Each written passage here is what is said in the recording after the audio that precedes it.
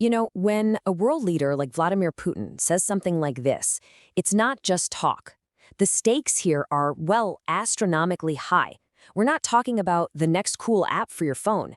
This is a flat-out declaration about who will rule the world. And that declaration? It pretty much fires the starting gun on a whole new kind of global conflict. It's a struggle over technology, over ideology, what many are now calling the AI Cold War. But here's the thing. This is a totally different kind of arms race. The weapons aren't nukes this time. They're algorithms. And the battlefield, it's not some patch of land. It's everywhere. The digital world, the physical world, all at the same time. So let's dive into it. This new arms race really boils down to two major players, two titans, and they couldn't be more different in how they're trying to win. Okay, on one side, you've got the United States. Their strategy, you could call it all gas, no brakes. It's this chaotic, super fast push led by big tech companies. Then you have China, totally different playbook. It's all about disciplined, top-down control, with the government calling all the shots. So the American approach, it's really built on the incredible power of its tech giants, right? We're talking NVIDIA, Google, OpenAI. The amount of private money flooding into AI is just staggering. $109 billion in 2024 alone. Then you have these massive projects like Stargate. We're talking up to $500 billion in AI infrastructure. And yeah, the government's in on it too with projects like Palantir's Maven for the military. It's this wild mix of corporate power and military strategy all rolled into one. China's strategy, on the other hand, is completely different. It's centralized, it's deliberate. They have this huge initiative, Made in China 2025, with one clear goal: become the world leader in AI by 2030.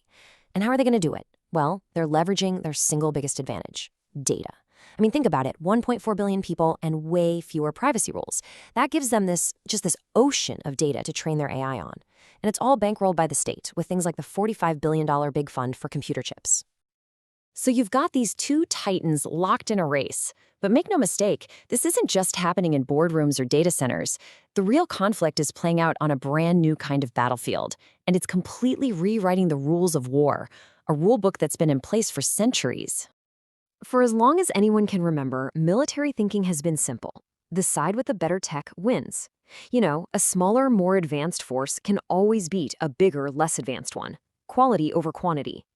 Well, AI is flipping that entire idea on its head. And this graph really shows you the new math of war. It's from a Rand Corporation study, and what it reveals is, frankly, startling. If your army is just big enough, it doesn't matter how advanced the other guy is.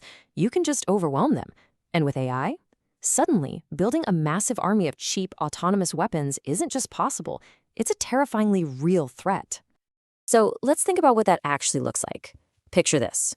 Instead of one multi-billion-dollar fighter jet, you send 1,000 cheap, simple drones, all coordinated by a single AI. A swarm. A swarm so big that it can just saturate and overwhelm even the most advanced defenses out there. This isn't sci-fi, folks. This is the new algorithmic battlefield. Okay, but this whole conflict, it's not just about drones and distant battlefields. The AI race is having a huge impact on every single one of us, right here at home. And those impacts, they really boil down to two big fears. First, there's the economic fear. Am I going to be replaced by a machine? And then there's the political fear. Am I going to be watched by one? Let's talk about jobs first, the economic side. The numbers here are pretty stark. We're talking about projections that in just a decade or so, AI could automate huge chunks of jobs, even in creative and tech fields. It's going to completely reshape what the workforce even looks like. But honestly, the political fear might be even more chilling. It's this idea of a digital panopticon. Think of it like a prison where a single guard can see everyone, but no one knows if they're being watched at any given moment. In China, this isn't just a theory. Systems like the police cloud and their social credit scores are making AI-powered mass surveillance a reality. The government's eye is basically everywhere. And don't think this is just happening over there. It's a global trend. Just look at this number. 80,000. That's how many new surveillance drones are expected to be bought around the world in the next 10 years. We're moving towards a world of automated monitoring where that crucial human job of telling a civilian from a combatant could be handed over to a piece of code. And that brings us to the biggest risk of all. I mean, This goes beyond jobs, beyond surveillance. This is about the existential threat of a future where humans, well, where we're no longer in control. There's this concept that military planners are losing sleep over. It's called a flash war. Just imagine, automated defense systems making decisions in millions of a second. They detect a threat, real or not, and launch a counterattack. The other side's automated system does the same. And it just spirals, a chain reaction of attacks escalating into a full-blown global war before a single human has had time to even look at a report. And you might think this is just some far-out theory, but it almost happened. Let me tell you a story. September 26, 1983. Inside a Soviet command center, alarms are blaring. The early warning system is screaming that the United States has launched 5 nuclear missiles. Now, the protocol was crystal clear. Retaliate. Immediately. But the man in charge, Lieutenant Colonel Stanislav Petrov, he had a gut feeling something was wrong. So he waited. He defied the machine's certainty. And it turns out, the machine was wrong. It was a false alarm. Think about that. The most crucial point is this. In a moment that could have literally ended human civilization, it was one man's intuition, his humanity, that saved us. That's what stood between us and Armageddon. It's a really chilling reminder of what we're risking when we talk about taking humans out of the decision-making loop. And that story, it really brings us to the heart of this whole thing. Look, we call this an AI race, but maybe the most important question isn't about who wins. Maybe it's about what the finish line even is.